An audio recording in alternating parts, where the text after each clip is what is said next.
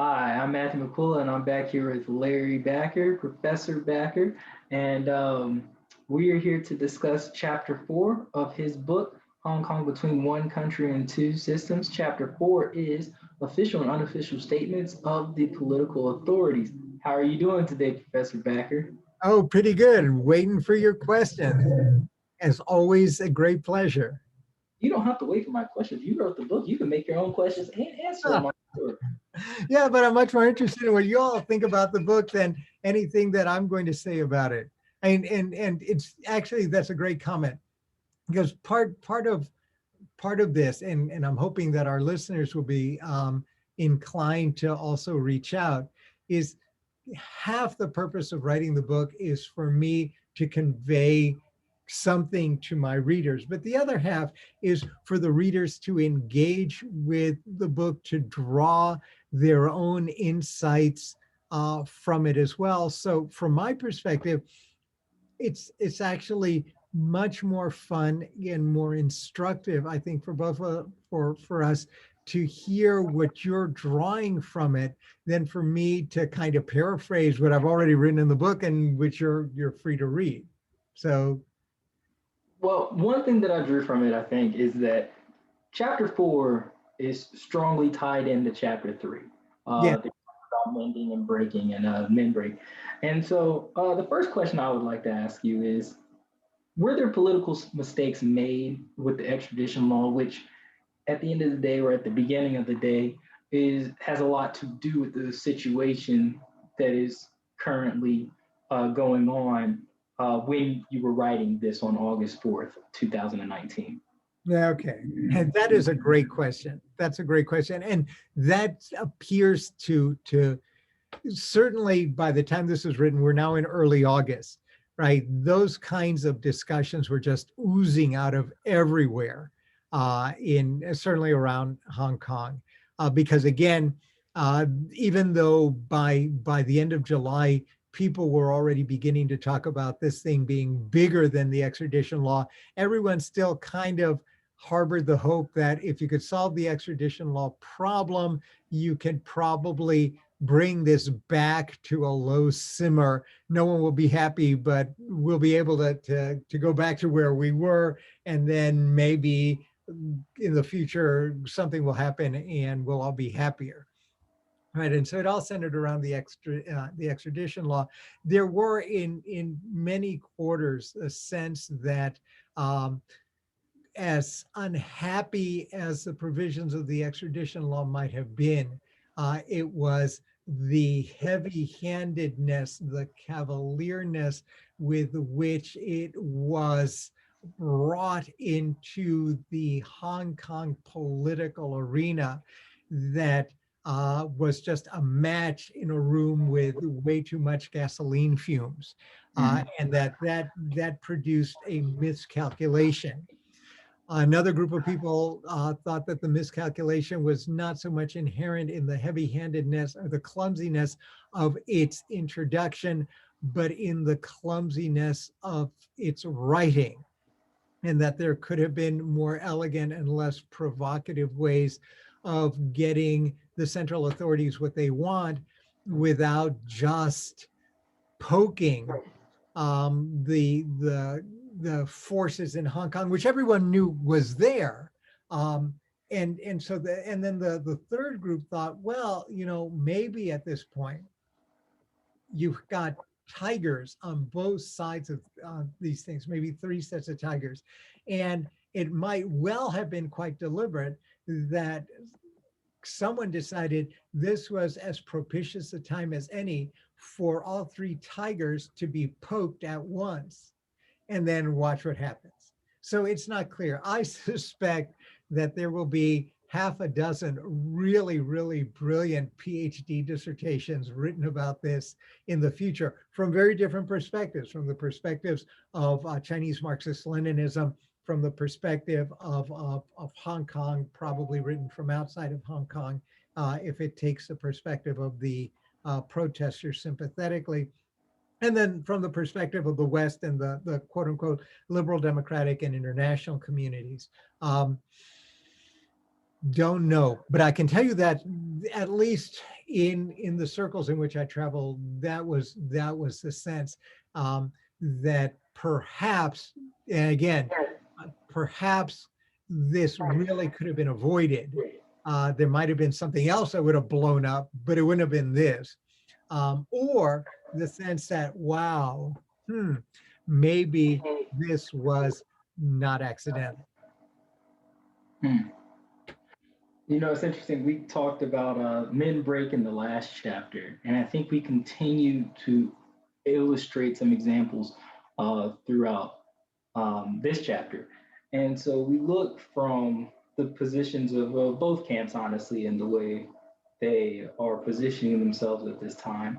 And you see a position coming out of the Central Authorities camp in which they are otherizing some groups, mending to break, breaking to mend. Can you elaborate on that position a little Oh, bit? sure.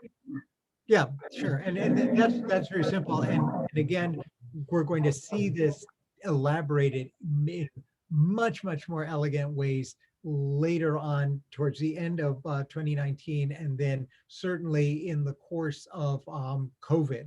And the really the more brilliant expression of this will come from a statement that Xi Jinping will make later on in the course of events. And but I treat that in a chapter down a ways.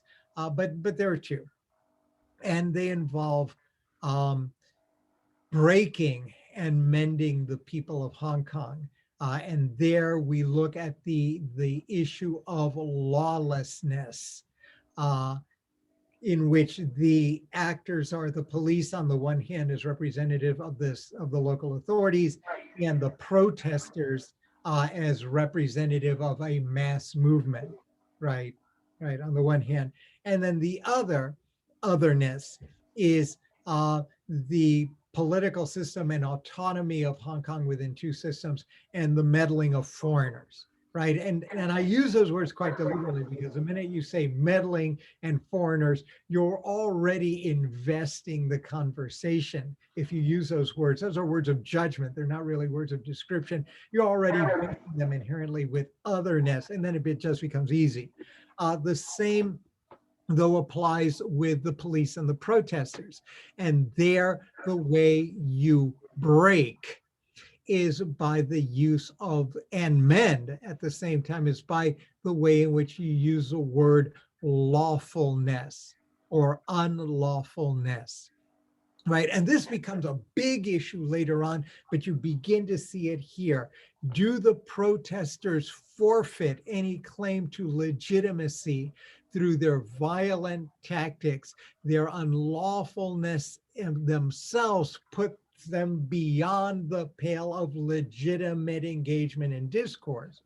Or from the protesters' side, does the unlawful, over violent reaction of the police and those people who were accused of operating, who are not employees of the state or members of the police forces, who are thugs and the like, right? Does that unlawful resort to governmental power delegitimate the local authorities, and indeed make their response unlawful and therefore illegitimate? Adding to the argument of the masses in Hong Kong that in fact this is merely a sign of the general unlawfulness that starts with the Fugitive Act. So you've got both of those things going on.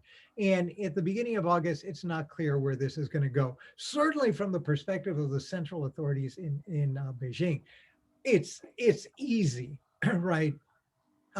You've got China, which is mended. You've got the police power and its lawful use against lawlessness by the local authorities, which is mending, right? You've got China and the police forces. And it's clear that once those two things occur, those elements that stand beyond it, the foreigners meddling, the protesters engaging in violence, they fall outside of the purview of legitimacy and therefore can be dealt with in order to preserve what we're going to see later on is a fundamental notion of the two systems part of one country, which is stability and prosperity, which then is tied to the vanguard's basic line. And how From the other perspective, right, it's the other way, right? Mhm. The lawlessness of excessive police force, and it is the unwillingness of the central authorities to abide by international agreements and responsibilities that then puts them on the other side. And so that's where you begin to see that kind of argument, again, which are going to be refined. We had no idea at the time, it was August. Those are going to be refined later on over the course of the year. And when I look at this, I see maybe 3 to 4 parties um, being a part of these increasingly complex equations. You have the party, the protesters, you have the central government, you have the international community, and then you have the general people of Hong Kong. How receptive were the general people of Hong Kong um, to this action by the central government, or to all the actions or posturing being taken place at this time? Yeah, again, it's I suspect that we will be long gone, and this will become historically desensitized enough for a brilliant PhD student to actually delve into the data and figure it out. I know certainly at the time and even today, there are people who purport to know the minds and hearts of the masses, the millions of people in Hong Kong. I'm I'm not one of them. My and I wouldn't presume to do that. I can tell you that there were people on the streets. I can tell you the discursive frameworks that are being built by those with the authority to make that happen at the level of the local authorities, the central authorities, and within the apparatus of foreign governments, international organizations, and foreign NGOs. But beyond that, the hearts and minds of the masses, my gut tells me that, like everything else, you get several million people, you're going to get core groups of people who are going to take different sides. And then you're going to have a bunch of people who who are upset at ultimately in the aggregate everyone for a tremendous number of different and probably incompatible reasons, but most of whom want a place where they can go to work, where their kids can be educated, where they don't have to worry about getting beaten up, where things are, now to use the language, which is why it was so brilliant, the discursive language used by the central government. They want stability and prosperity, which is what the central government offers.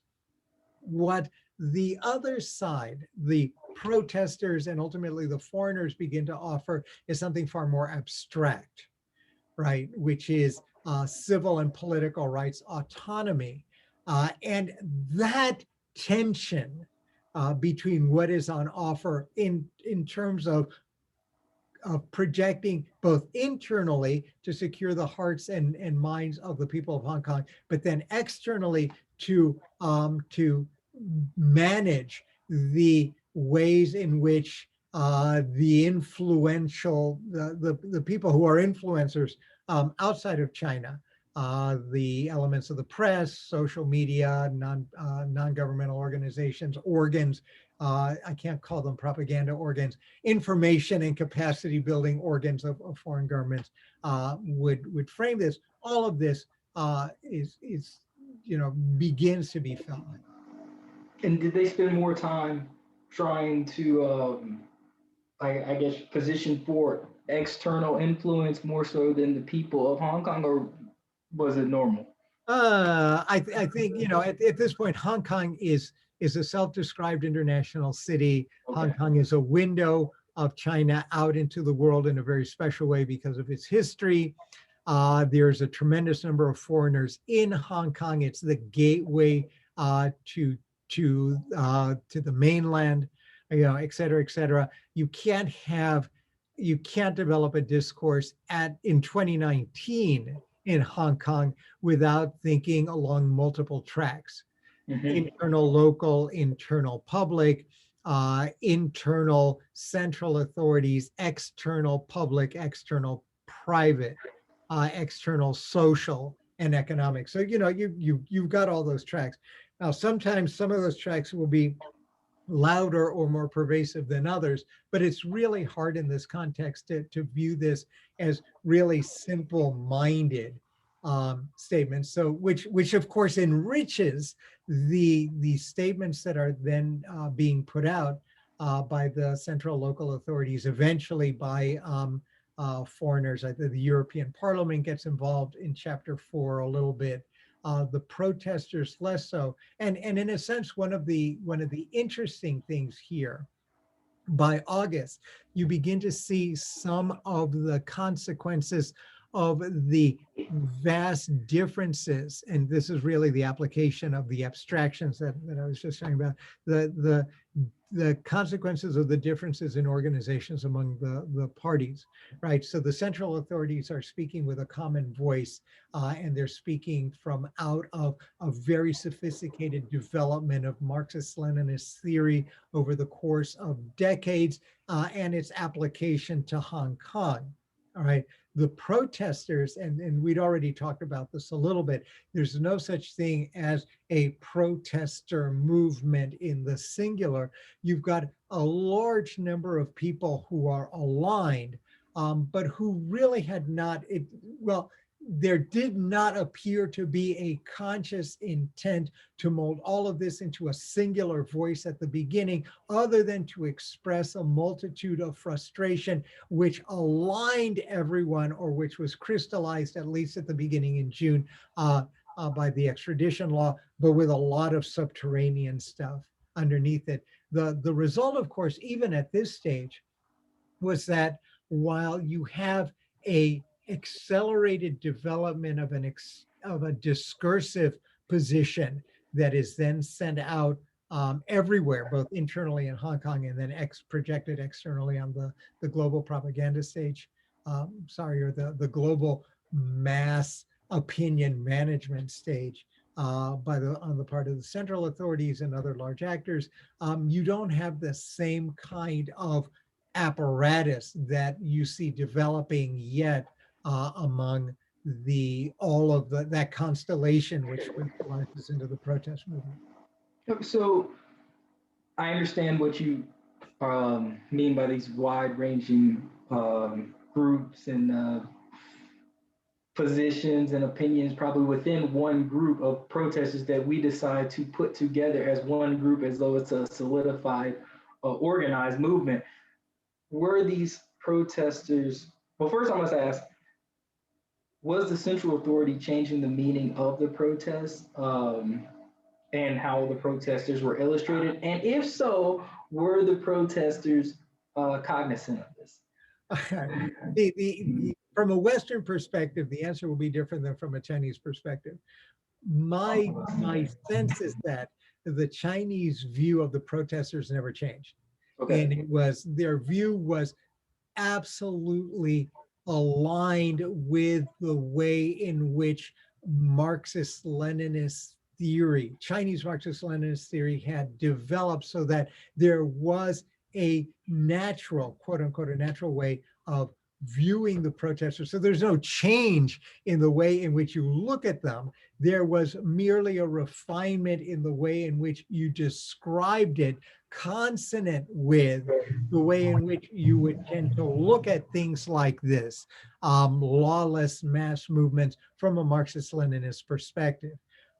From the perspective of the protesters, and again, you've got this constellation, there probably was a variety of different views in their own self-construction. Everything from the preservers of the liberties of Hong Kong to the preservers of Hong Kong's ability to exercise internationally protected self-determination, to very narrow views of this being an effort to make sure that that very porous wall that separated the mainland from Hong Kong in terms of their ability to project authority either out from Hong Kong into the mainland or from the mainland into Hong Kong would be preserved. But much of that was not articulated with the same force and certainly not with the same sustained Mhm. elegance that you saw already by this point being developed by the central authorities. When I say changing the illustration of the protests, does that mean as far as these are lawful protests, now they're unlawful protests? Were they always considered unlawful from the very beginning? Uh,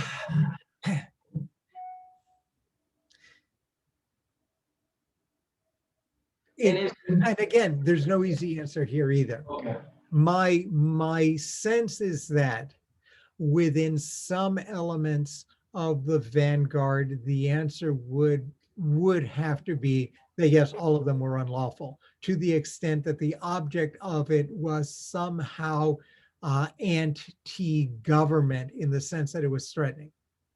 From the perspective of other factions or groups, even within the leadership core of the Vanguard Party, the answer might have changed dramatically between June 9th, when you have all the people behind you on your screen just marching, expressing their unhappiness with the extradition law, and then the violence that begins to occur when the protesters surround the LegCo, the legislative building in Hong Kong, and then the police come in and there's violence.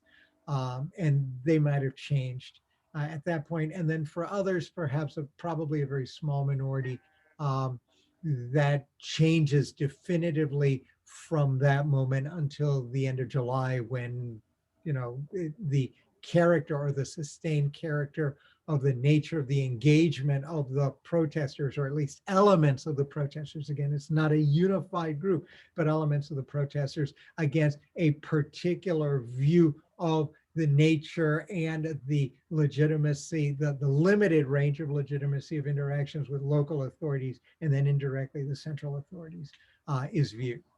So it's a simple question, a very direct question, but one that is, it I think honestly very difficult to answer. And the much of the answer will depend on going into the heads of people who are likely to be, um, at some point they may be more revealing than they are now. So all one can do, which is what I wind up doing in the book, is say, in the absence of trying to drill down into people's heads, which I certainly can't do, I will drill out from what is being circulated as official or unofficial statements, okay. and then surmise as best one can by aligning those statements with then actions that then take place. Okay. Well, I really enjoyed these last two chapters. I enjoyed the continuity between the two of them, and I thought they were very insightful on the positioning of the different groups that are in play here. I will correct you on one thing, though. You talk about don't raise your eyebrows at me. No, the doctoral statements that will be put out. I plan on being alive at that point in time because I plan on living a very, very long time. But I appreciate you being here with me again today to talk about this chapter. Is there anything that you would like to add to the conversation?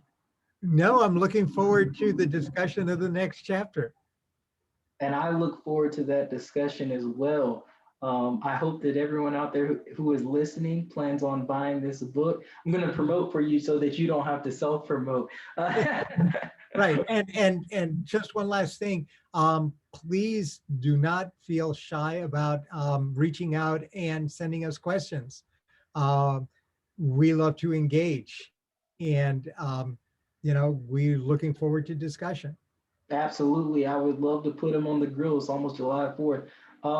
So thank you all for listening. And I hope that you all have a wonderful day. And I hope that you have a wonderful day or night as well, Professor Backer. All right. Thank you, man. All right. Bye.